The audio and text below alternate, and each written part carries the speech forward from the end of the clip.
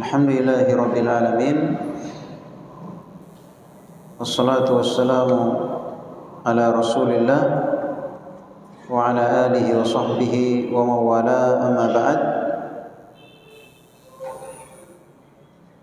Kaum muslimin dan muslimat jamaah maghrib rahimani wa rahimakumullah. Alhamdulillah, pada malam hari ini kembali kita melanjutkan kajian kita dalam menyelesaikan kurikulum pada bidang akidah, penjelasan tentang la ilaha illallah.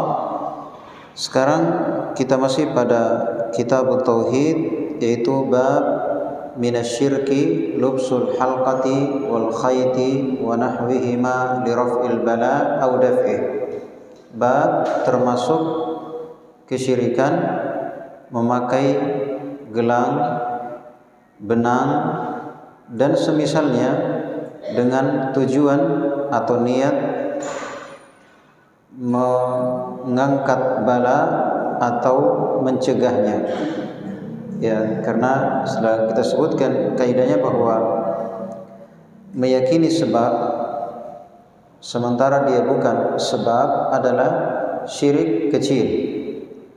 Ya, meyakini sebab padahal dia bukan sebab, maka itu adalah syirik kecil. Dan sebab yang diakui sebagai sebab itu ada dua. Yang pertama, diakui secara takdir, bahwa orang makan kenyang, orang minum hilang hausnya, itu secara takdir Allah Subhanahu wa taala jadikan hubungan sebab akibat. Yang kedua, yaitu sebab diakui oleh syariat, oleh agama. Misal ruqyah. Ruqyah kalau secara medis, secara hubungan sebab akibat itu tidak ada hubungannya, tapi diakui secara agama bahwa ruqyah merupakan sebab kesembuhan atau ruqyah merupakan obat. Ya, ini saja. Maka selain dari ini yaitu tidak diakui secara sebab akibat atau tidak diakui secara agama, lantas kita yakini sebagai sebab, maka itu adalah syirik kecil. Maka memakai gelang, memakai benang dan yang semisalnya dengan tujuan mengangkat bala atau mencegah bala, ini termasuk syirik kecil. Selanjutnya kata penulis rahimahullahu taala, an Imran ibn Husain radhiyallahu anhuma anna an-nabiy sallallahu alaihi wasallam ra'a rajulan fi yadihi halqatun min sufur faqala ma hadhihi faqala min al-wahina faqala inzi'ha fa innaha la taziduka illa wahnan fa innaka law mitta wa hiya 'alaika ma aflahta abadan. Rawahu Ahmadu bisanadin la ba'sa bihi. Dari Imran ibn Husain, radhiyallahu anhuma, kata beliau bahwa Nabi sallallahu alaihi wasallam pernah melihat kepada seseorang, di tangannya ada gelang yang terbuat dari kuningan. Ada gelang yang terbuat dari kuningan. Jadi Nabi lihat ada orang pakai gelang. Terus Nabi tanya, faqala ma hadhihi? Apa ini? Maksudnya gelang yang kamu pakai ini untuk apa? Apa gunanya ini? Kira-kira untuk perhiasan saja kah? Ya kan? Kalau untuk perhiasan tidak ada masalah selama bukan bagi laki-laki, bukan emas dan perak. Jadi Nabi tanya, ini tujuanmu pakai gelang ini apa tujuannya? Faqala minal wahina. Kata orang itu mencegah dari penyakit al-wahina. Ini sejenis penyakit biasa, artinya yang membuat seorang itu lemah. Ya, jadi ini pencegah penyakit. Faqala, kata Nabi, inzi'ha, lepaskan gelang itu. Ya, lepaskan gelang itu. Fa innaha la taziduka illa wahnan. Karena gelang yang kamu pakai itu tidak akan menambah bagimu kecuali semakin lemah, bukan bikin kuat, bukan menjaga dari penyakit, tapi bikin sakit, bikin lemah. Fa innaka law mitta, karena sesungguhnya engkau kalau mati, wahia alaika, dan engkau masih pakai gelang itu, ma aflahta abadan, maka kamu tidak akan beruntung selamanya. Kamu tidak akan beruntung selamanya. Maksudnya karena syirik. Kalau kamu mati di atas syirik, maka ini tentunya sudah kita bahas ya, bagaimana bahaya syirik. Ya, seorang akan kekal di neraka, akan diharamkan surga, akan batal Islamnya, terhapus semua pahalanya, diharamkan syafaat, dan masih banyak lagi dari bahayanya yang telah kita bahas. Jadi kata Nabi, kalau kamu mati dan kamu masih pakai gelang itu, kamu tidak akan beruntung selamanya. Iya. Penjelasan hadis secara global. Dalam hadis ini Imran ibn Husain radhiyallahu anhu mengkhabarkan bahwa Nabi Shallallahu Alaihi Wasallam pernah suatu waktu melihat pada seseorang ada yang pakai gelang. Jadi tidak masalah pakai gelang, tidak ada masalah. Tapi tergantung apanya? Niatnya. Apa maksudnya pakai gelang? Ya. Fasa'alahu an hadfihi min lubsi hadhil halqa. Maka Nabi tanya, bukan tanya gelangnya, tapi tanya apa maksudmu? Nabi tanya, apa maksudmu pakai gelang itu? Apa niatmu pakai gelang itu? Kata orang itu, ya apa namanya, dia pakai agar terhindar dari penyakit, yaitu penyakit al-wahina, yaitu kelemahan, suatu penyakit ya. Maka Nabi Shallallahu Alaihi Wasallam memerintahkan orang tersebut untuk melepaskan gelangnya, dan Nabi sampaikan kalau kamu masih pakai itu, ya Nabi menyampaikan bahwa yang kamu pakai itu tidak menambah kecuali kelemahan, bukan bikin kuat, bukan menjaga dari penyakit lemah, bahkan semakin lemah, dan bukan menangkan dari penyakit tapi bikin penyakit. Dan seandainya engkau mati dan engkau masih memakai gelang itu, dan engkau meyakini bahwa apa namanya, dengan gelang tersebut engkau mendapatkan manfaat, tercegah dari penyakit, maka engkau tidak akan selamat selamanya.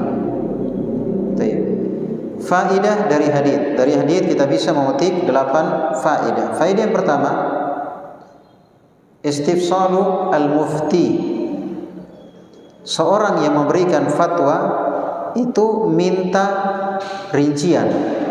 Di sini Nabi tanya, niatmu apa? Supaya bisa dijawab dengan benar. Jadi seorang yang memberikan jawaban itu dia mencari tahu dulu masalahnya bagaimana, sehingga ketika memberikan jawaban betul-betul dia paham kondisi, dia paham keadaan, sehingga bisa memberikan jawaban dengan tepat. Di sini Nabi tanya, kamu pakai gelang maksudnya apa? Dia bilang untuk pencegah penyakit, penyakit wahina. Oh, kata Nabi, lepaskan. Karena kenapa? Kalau mau terjaga dari penyakit, ya makan yang sehat, pikiran yang sehat, istirahat yang cukup, ya, menata hati, tawakal kepada Allah. Artinya tempuh sebab-sebab yang nyambung. Jangan meyakini sebab yang tidak ada hubungannya antara gelang yang kita pakai dengan tercegah dari penyakit, itu enggak ada hubungannya. Tidak ada hubungannya. Ya. Baik. Jadi ini yang pertama, seorang yang memberikan jawaban itu dia minta penjelasan. Kemudian yang kedua, i'tibarul maqasid. I'tibaru al-maqasid, bahwa yang menjadi ukuran penilaian adalah maksud. Jadi ternyata pakai gelang, tidak dipermasalahkan gelangnya, tapi maksudnya dia dalam memakai gelang. Apa maksudnya? Nah, itu yang dilihat. Apa maksudnya dia pakai gelang? Kalau dia pakai gelang untuk perhiasan, selama dia bukan emas dan perak, tentunya tidak ada masalah. Tapi kalau dia pakai niatnya sebagai barakah misalnya, ya, supaya apalah macam-macam keyakinannya, maka ini adalah syirik kecil. Faedah yang ketiga, anna maratiba al-inkari tatafawata fa idza nafa'a al-kalamu haruma at-taghlidhu fihi, bahwa mengingkari kemungkaran itu bertingkat-tingkat. Artinya ada dosisnya, ya, bertahap. Yang ringan dulu, kalau tidak mempan tambahi sedikit, kalau tidak mempan tambahi lagi dosisnya, gitu ya. Jadi ternyata mengingkari kemungkaran itu bertingkat-tingkat. Ya, kalau sudah cukup, ya, dengan ucapan, kalau sudah cukup dengan ucapan, maka dilarang untuk lebih dari itu.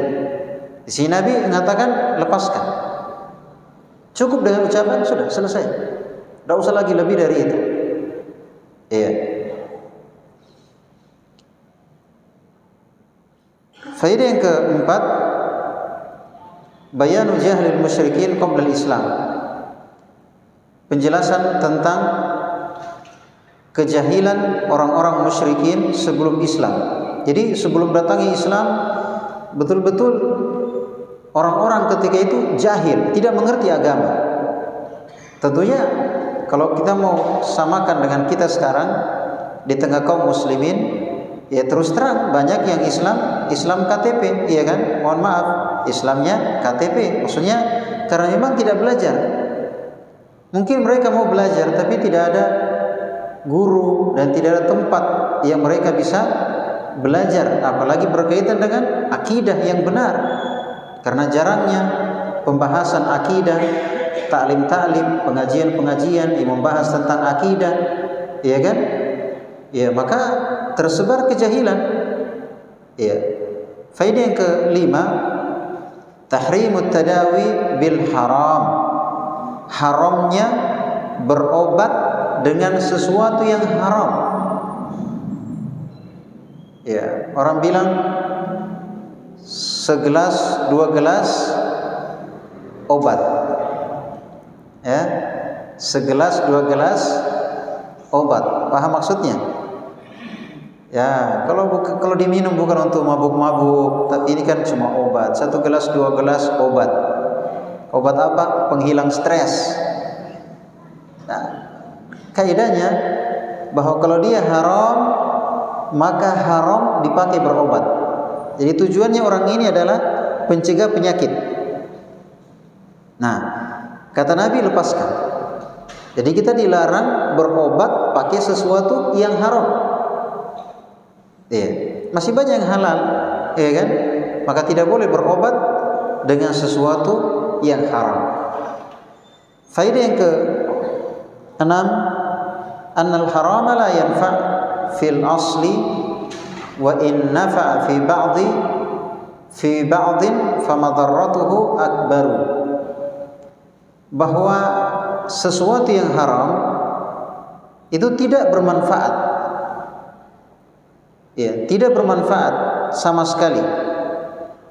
Seandainya bermanfaat pada sebagiannya, ada manfaatnya begitu, maka bahayanya lebih besar daripada manfaatnya. Jadi asalnya yang haram-haram itu nggak ada gunanya. Seandainya pun ada gunanya, maka kerugian atau bahayanya jauh lebih besar daripada kegunaan atau manfaatnya. Misal diharamkan khamar. Ya, mungkin ada gunanya, lagi minum khamar, enak perasaan, ya kan? Tidak ada masalah, terasa dunia milik sendiri, ya kan? Tapi dari sisi kerugian lebih banyak. Pertama, dosa besar. Apalagi pala busudoe, habis uang, ya, semakin enak semakin mahal. Ya, pulang di rumah cuma dua kemungkinan, dapat marah dari istri atau marah-marah sama istri. Apalagi rusak, penyakit, ya kan? Kemudian juga risiko, karena kalau orang sudah mabuk banyak risiko, ya kan, hilang akalnya. Kemudian banyak sekali. Artinya kenapa ini kaidah ya, pokoknya apa yang dilarang itu cuma dua kemungkinan. Mungkin tidak ada manfaatnya sama sekali, atau mungkin ada manfaatnya tapi bahayanya jauh lebih banyak ketimbang manfaatnya, makanya tetap dilarang. Jadi sesuatu yang haram tidak bermanfaat. Kalau sekalipun ada manfaatnya, maka bahayanya lebih besar. Iya. Faedah yang ke-7, ya, ini sekaligus kita ingatkan bahwa betapa indahnya Islam. Betapa indahnya Islam. Allah tidak larang kita, melainkan Allah sayang sama kita. Dan Allah tidak perintahkan kita karena Allah sayang sama kita. Allah suruh kita beribadah karena Dia sayang sama kita. Kalau kita nggak ibadah, apa gunanya? Allah larang kita dari sesuatu karena Dia sayang sama kita. Karena kalau kita lakukan itu berbahaya bagi kita. Iya. Faedah yang ke-7, la yu'dharu asy-syakhsu bijahlihi ma imkani ta'allumi. Seorang itu tidak diberikan udzur karena jahil, sementara mungkin bagi dia untuk belajar. Maksudnya, jangan sampai ada yang bilang di hari kiamat nanti, ya Allah, minta maaf Kak, karena saya tidak mengerti ternyata ini syirik, tidak mengerti ini ternyata ini tidak boleh, tidak dikasih alasan, tidak diterima udzurnya. Kenapa? Karena mungkin bagi dia untuk belajar. Mungkin bagi dia untuk belajar, tapi dia tidak belajar. Berarti bukan masalah dia tidak tahu, tapi dia malas tahu. Malas tahu, akhirnya tidak tahu. Ya, faedah yang ke-8, annal a'mala bi khawatimiha, bahwa amalan itu dinilai dengan penutupannya. Kalau ditutup dengan kebaikan, nilainya adalah kebaikan. Walaupun awalnya rusak, tapi pada akhirnya bagus, maka hasilnya adalah bagus. Tapi kalau hasilnya akhirnya adalah jelek, dia tutup hidupnya dengan kejelekan, maka walaupun awalnya bagus, maka hasilnya adalah jelek. Maka penting kita meminta husnul khatimah, penutupan yang baik. Karena itu yang menjadi penilaian. Apalagi setan sangat semangat di akhir-akhir hidup seseorang. Karena di situ dinilai bagaimana nilai dia dalam hidupnya selamanya, dinilai pada akhirnya. Dinilai pada akhirnya. Tapi jangan bilang, ya kalau begitu santai-santai itu, nanti mau mati mati baru tobat. Nyaman itu gawe. Yang mau mati baru tobat. Kita katakan itu termasuk niat yang bagus. Tapi seseorang itu akan mati, ini biasanya akan mati di atas kebiasaannya. Kalau biasanya peminum ballo, biasanya ketika sakarat itu yang keluar kebiasaan. Tambahkan segelas rom, tambahi rom, mati. Jadi yang keluar kebiasaan. Apa yang dalam kondisi dia tidak stabil, biasanya seorang itu akan keluar kebiasaan dalam kondisi nggak stabil. Ya, misalnya sering caci, sering maki, ya, berkata keji, berkata kotor. Kalau lagi marah, keluar semua itu. Karena itu kebiasaan, dia lagi nggak stabil. Nah, ketika kebiasaan itu akan keluar. Nah, sama dengan sakarat itu luar biasa, kondisi yang tidak stabil. Nah, itu akan keluar kebiasaan, Iya. Baik.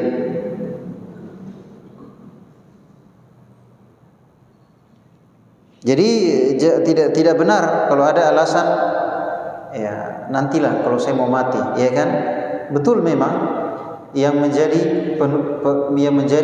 penilaian adalah penutupannya. Tapi untuk mendapatkan penutupan yang bagus itu tidak gampang. Harus ada usaha. Yang pertama, tentunya kita berdoa supaya diberi husnul khatimah. Yang kedua, semenjak awal kita biasakan diri kita dengan yang baik. Misalnya rajin sholat, insya Allah mati sedang sujud. Atau biasa ke masjid, insya Allah mati boleh jadi di masjid. Misalnya lagi bersedekah, terbiasa dengan sedekah, boleh jadi mati sedang bersedekah. Maka kalau kita jaga waktu kita di atas kebaikan, kita habiskan waktu kita dengan kebaikan, tidur pun niatnya kebaikan. Mudah-mudahan bangun bisa sholat subuh, ya kan? Bisa sholat subuh, terus baca Quran, terus cari nafkah, ya kan? Nah, jadi tidurnya dia bernilai ibadah, dia mati di atas ibadah. Iya. Maka jadikan waktu kita senantiasa bernilai ibadah, sehingga kita mati di atas ibadah. Iya.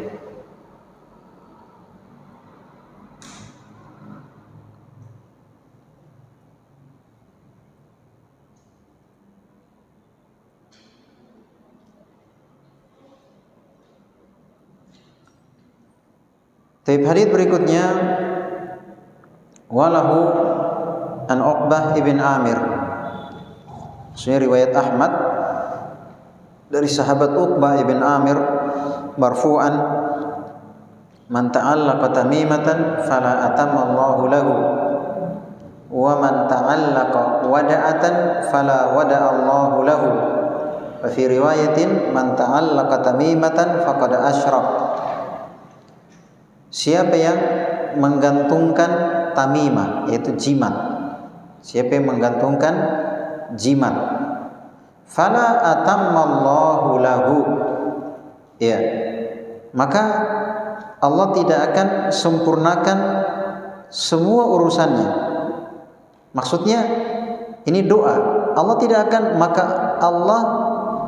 akan menyempurnakan urusannya. Maksudnya kan dengan kita pakai jimat itu sebagai penyempurna apa yang kita harapkan, ya kan?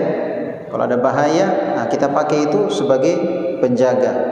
Maka kata Nabi, siapa yang pakai jimat, maka Allah tidak akan jaga, tidak akan sempurnakan. Wa man ta'allaqa wada'atan fala wada'a Allahu lahu.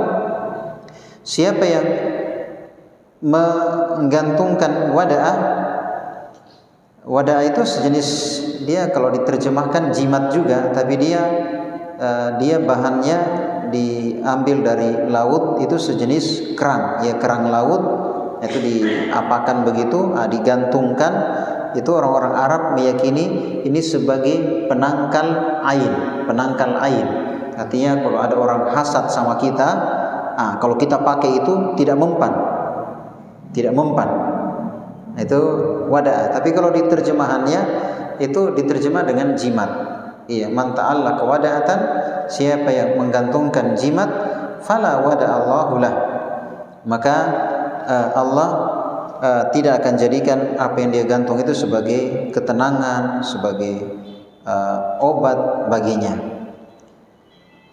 Dalam riwayat lain, man ta'allaqa tamimatan faqad asyrak.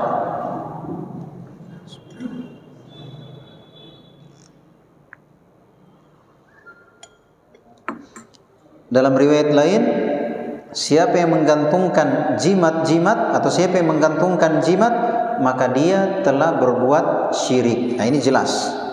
Siapa yang menggantungkan jimat, maka dia telah berbuat syirik. Kenapa syirik? Apa kaitannya tadi? Meyakini sebab padahal dia bukan sebab. Tidak ada hubungannya.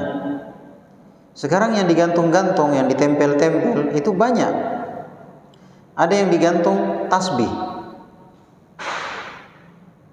Karena digantung di mobil. Apa tujuan tak kita gantung ini? Oh, ini barakah ini, bukan sembarang tasbih.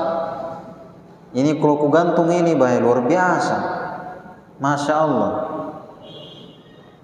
Mujarab tahu. Terhindar dari bala selama ku gantung ini luar biasa. Barakah na tahu. Banyak sekali manfaat, terjaga dari bahaya. Hampir mah kecelakaan, tapi alhamdulillah. Nah, ini kan sebenarnya apa gunanya tasbih misalnya ya? Yang membolehkan dia pakai untuk bertasbih kan begitu kan? Tapi kalau dipakai untuk penangkal bahaya, kira-kira sudah gunanya di situ?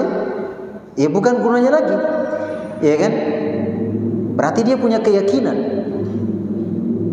Ada juga Quran kecil sekali Qurannya, dibungkus, ikat terus digantung di mana begitu. Quran kecil sekali sampai tidak bisa dibaca tulisannya.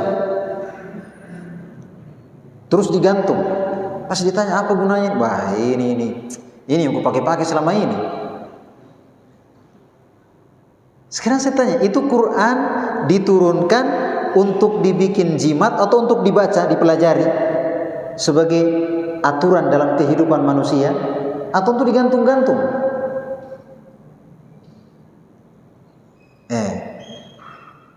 Ada lagi tulisan-tulisan Arab, ini model begini, ada huruf ini, ada angka ini, terus dipasang di sini. Kalau pasang kini, wah laris jualan tak, laris ki.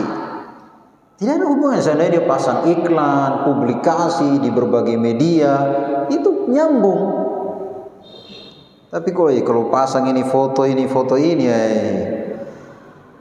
laris ki jualan tak. Ada hubungannya.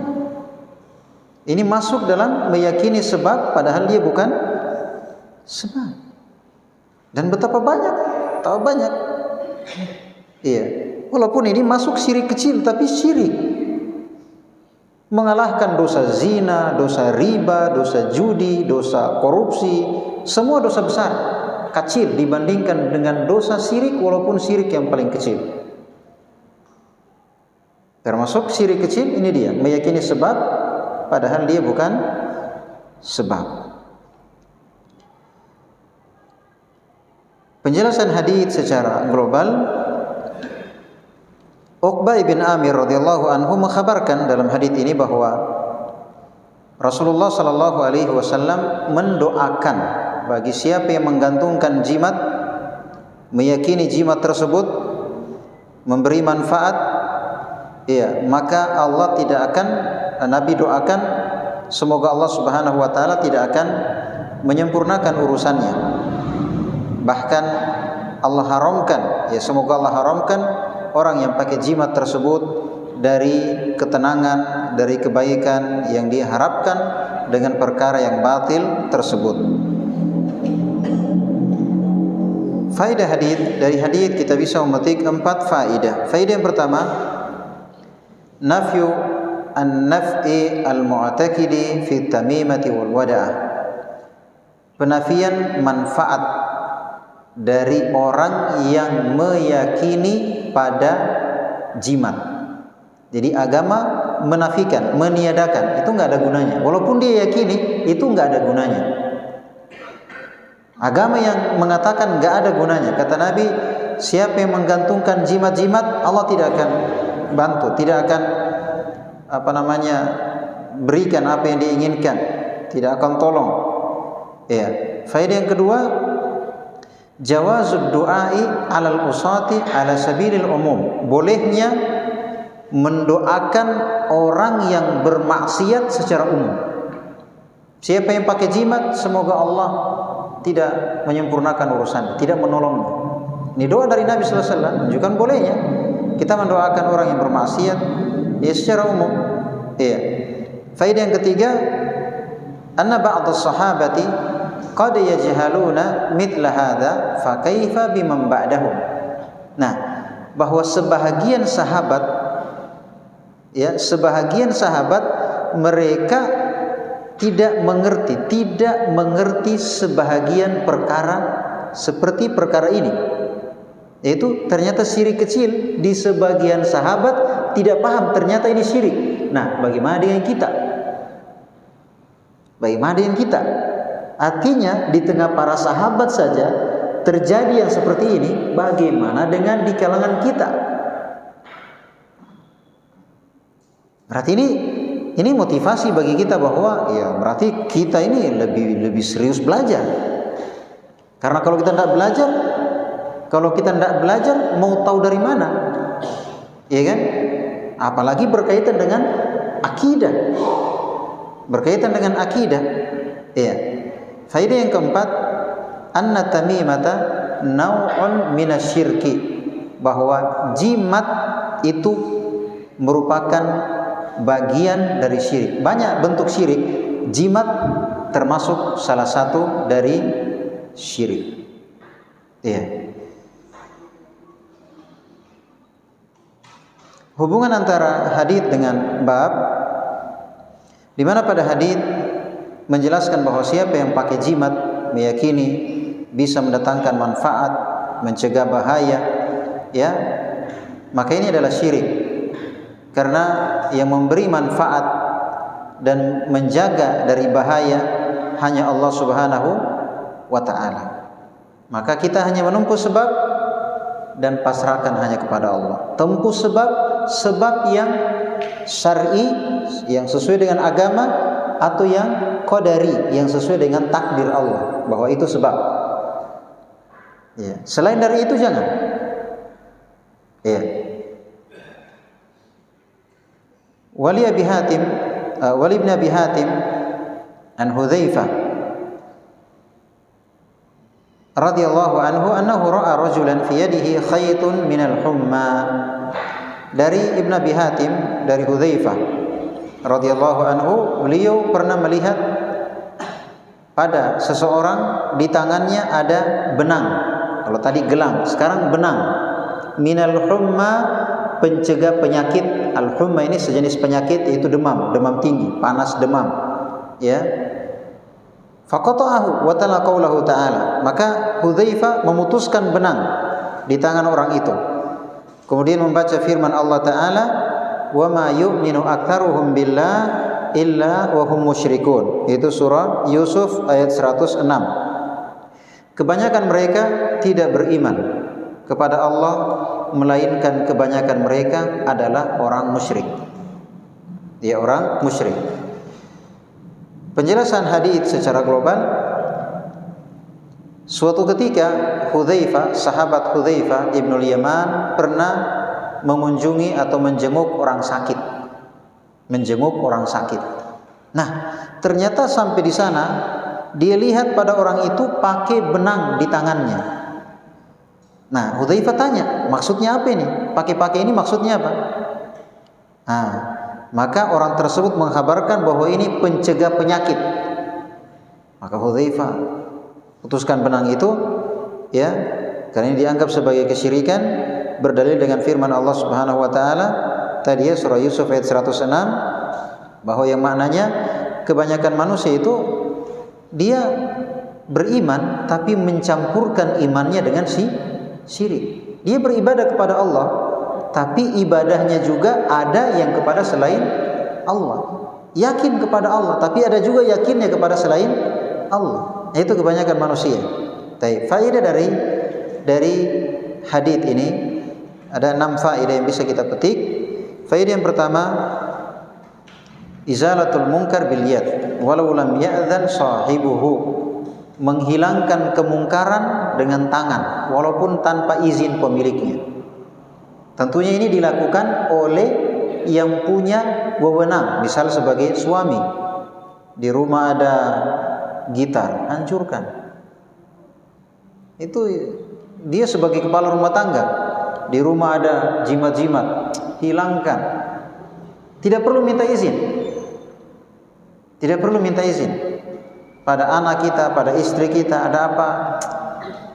Ya, tidak perlu minta izin. Sama dengan pemerintah, pemerintah terhadap rakyatnya, kalau ada kemungkaran, tidak perlu minta izin, tabe.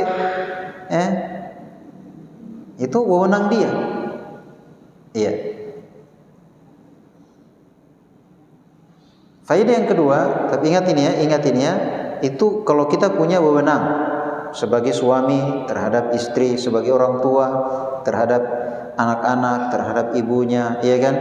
Sebagai guru terhadap murid kita, sebagai pemerintah terhadap rakyat, ya kita harus paham posisi kita. Jangan sampai kita masuk pada posisi yang bukan posisi kita. Misalnya kita ambil hak pemerintah, kita ambil wewenang pemerintah, padahal kita hanya rakyat biasa. Ya kan, kita ambil amar ma'ruf nahi mungkar tapi pakai tangan, sementara itu urusan pemerintah. Ya kan? Ya, maka ini bukan pada tempatnya. Ya.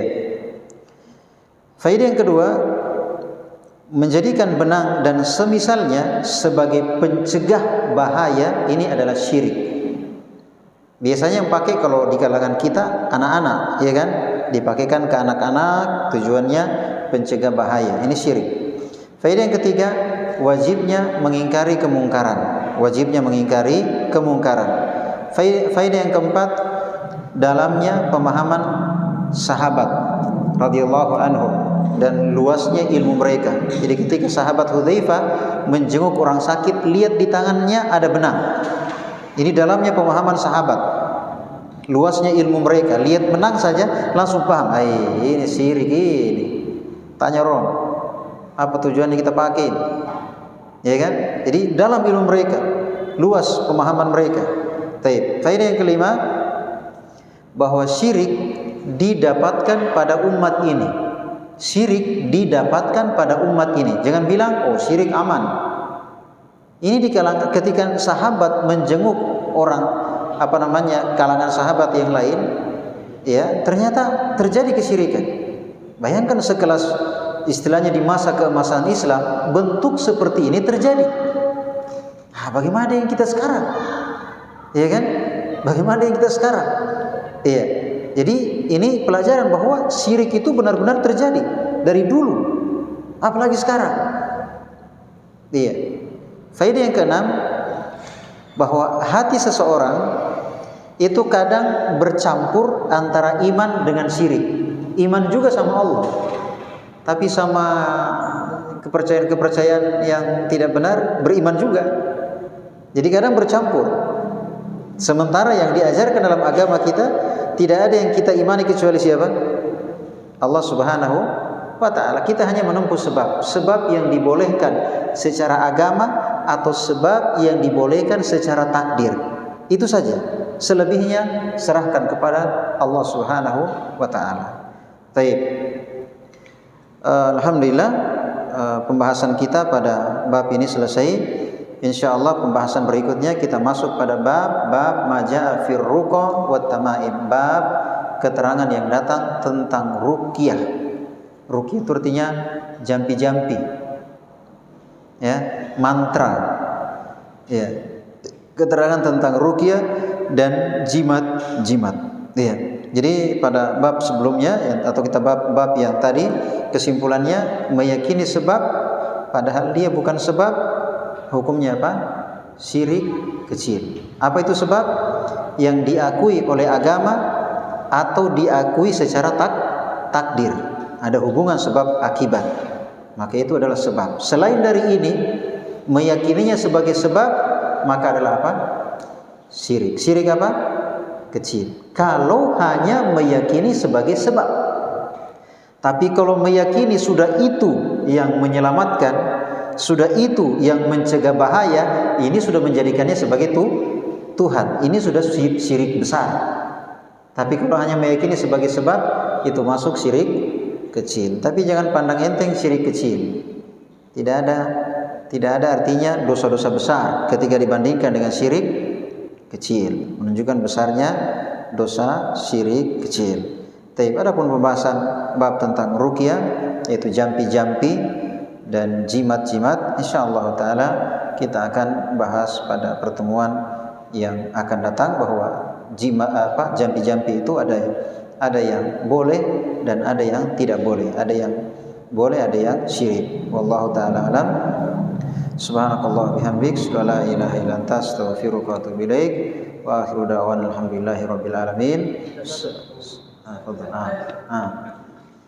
Bagaimana hukum memakai gelandang tangan keluarga beliau yang dengan kelebihan daripada tersebut disempurnakan dengan darah atau aliran darah, dan juga dokter laser yang sering dipromosikan di televisi dan bisa memperolehkan dengan darah sesuai dengan hukum klinis.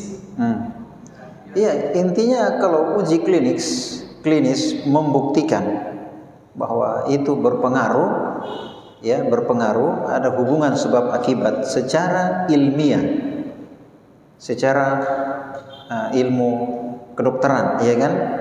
Maka asalnya tidak ada masalah. Hanya kan kadang yang namanya juga promosi, bahasa seperti itu dijual supaya laku, tapi yang pakai lain tong tujuannya. Ini selama aku pakai ini baik, ini luar biasa, ini gelang-gelang bukan sembarang batu ini. Lain tomi keyakinannya, padahal promosinya lain. Dia tuh yakinnya lain tomi. Makanya amannya jangan. Amannya cari yang jelas-jelas lah. Jangan main-main dan syirik, ngeri. Setan itu pintar, dikit-dikit pakai mikir. Memang bagus sih itu. Nah, ada syirik-syirik. Pertama. Nah, lama-lama masuk akhirnya dia sudah punya keyakinan, ini cincin ini, boy. Ini bukan dulu awalnya batu akik. Tapi karena dia pakai, selama aku pakai ini cincin, luar biasa. Iya. Paham ya? Jadi intinya dihindari saja, cari yang jelas. Iya. Sekarang banyak batu-batu ini penuh ini. Ya. Kalau bilang hiasan juga, baik. Nah, ada yang lain? Tidak ada ya? Baik. Ayat cuma pertanyaan.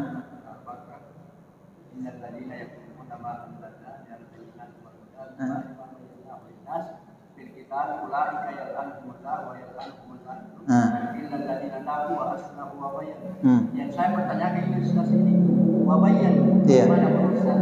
Iya, kalau orang yang bertobat, dia harus jelaskan. Dulu saya pelaku, mohon maaf ini, saya kasih sesat ki, saya yang ajari ki, tapi sekarang bertobat maaf. Di mana dia ajarkan, di situ dia jelaskan. Di mana dia sampaikan kesesatan, di situ dia jelaskan. Karena orang banyak sesat gara-gara dia. Maka dia harus jelaskan. Misalnya dulu dia ustadz, tapi ustadz yang sesat. Di mana dia ceramah, di situ jelaskan. Kalau udah dibonyok sama orang ya, nanti dikeroyok pulang. Intinya seperti itu asalnya. Kecuali misal dulu dia misalnya belum masuk Islam, dia dai-nya orang non muslim. Setelah dia masuk Islam, dia jelaskan dulu gara-gara dia banyak orang sesat. Sekarang dia sudah masuk Islam, iya kan? Maka dia jelaskan itu asalnya. Tapi kalau tidak aman dari bahaya, nanti dia dikeroyok atau apalah, ya maka fattaqullaha mastata'tum. Bertakwa kepada Allah sesuai kemampuan. Itu maksudnya ya. Jadi kalau ada gara-gara kita, istri kita, anak kita, orang tua kita, saudara kita sesat gara-gara kita yang ngajar, jelaskan gitu. Bilang enggak cukup hanya mengatakan saya sudah tobat, jelaskan. Karena gara-gara kita mereka menyimpang, pergi jelaskan kepada mereka. Kalau itu memang aman, ya kan? Tapi kalau tidak aman ya pikir-pikir dulu. Ya, baik. Subhanakallah bihamdik, la ilaha illa anta, astaghfiruka wa atubu ilaik. Fadhal hafizakum.